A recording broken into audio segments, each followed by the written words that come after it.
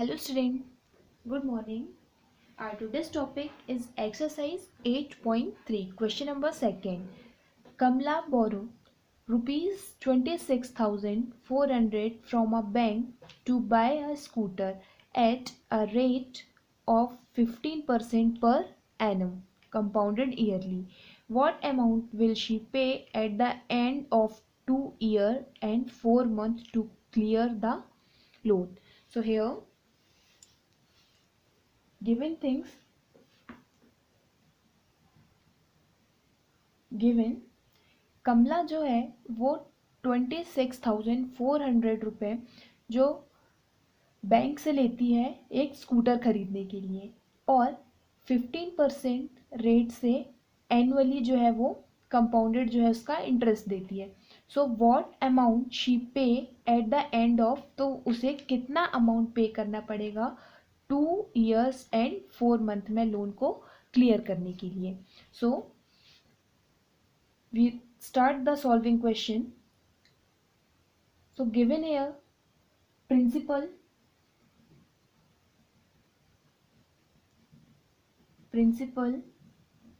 P equal rupees, principal कितना है rupees 26,400 and time जो है हमारे पास n वो कितना दिया है 2 year and 4 month and rate क्या है, rate R equal 15%, R equal 15%.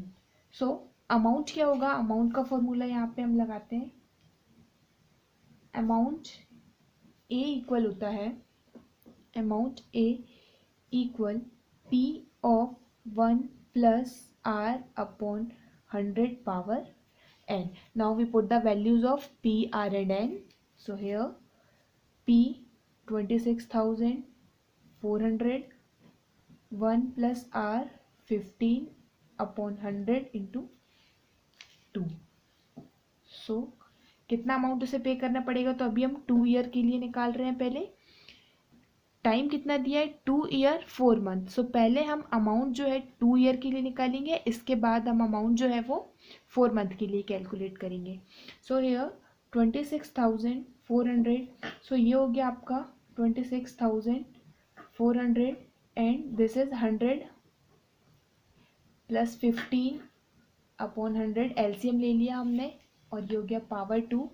So this is 26,400 and 15 upon 100 power 2. So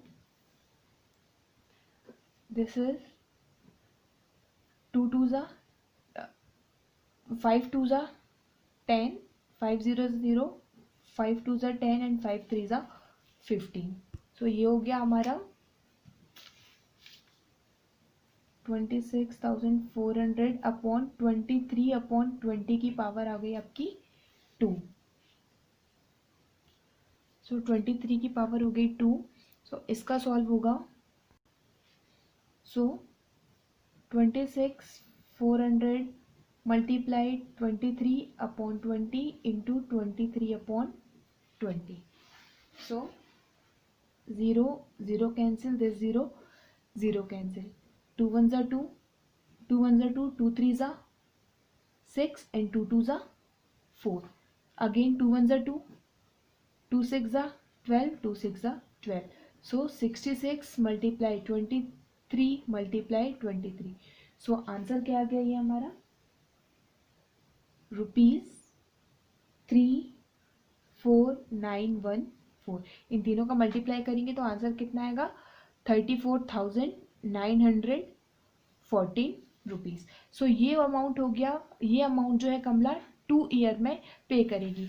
अब उसने टाइम पीरियड ले रखा है 2 year 4 month में उसे लोन क्लियर करना है. सो 2 year में वो कितना पैसे देगी, वो उसके लिए अमाउंट हो जाएगा 34,914. अब बच्चे 4 month के लिए.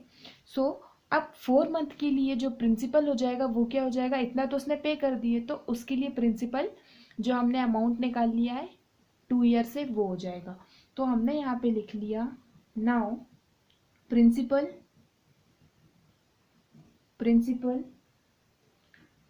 For next 4 month.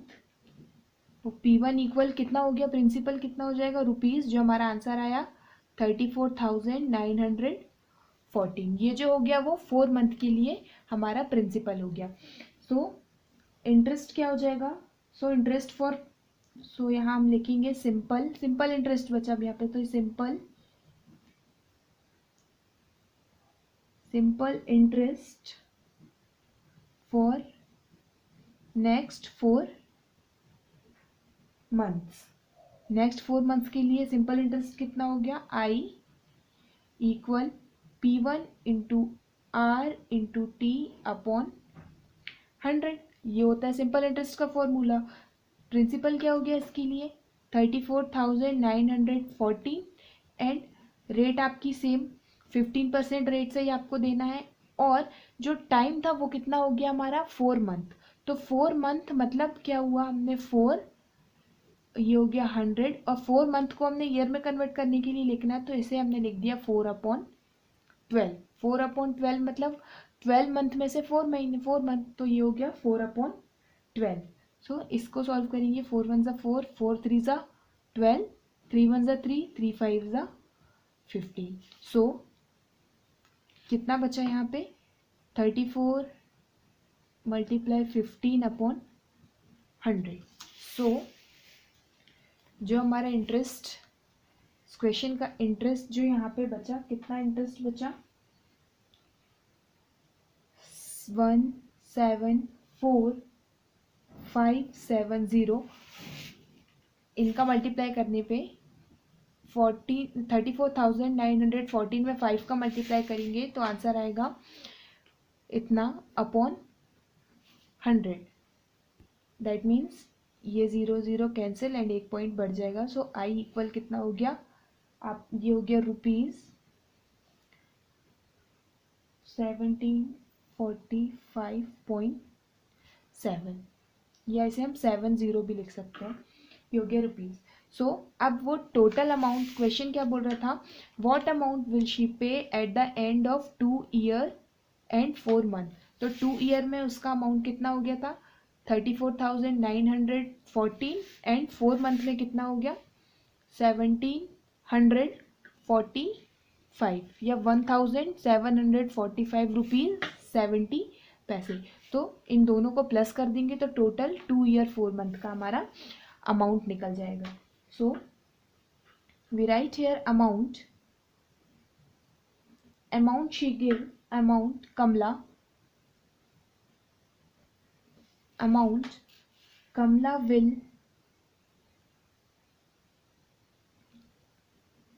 Kamla will pay at the end of 2 year and 4 month, 2 year and 4 month equal क्या हो जाएगा, 2 ईयर में आया हमारा ₹34,914 प्लस 4 मंथ के लिए कितना आ गया 1,745 रुपीज़ 7.70। सो इन दोनों का सम कितना हो गया ₹36,659.70। तो ये टोटल अमाउंट जो है वो 2 ईयर 4 मंथ में पे करेंगी। This is answer.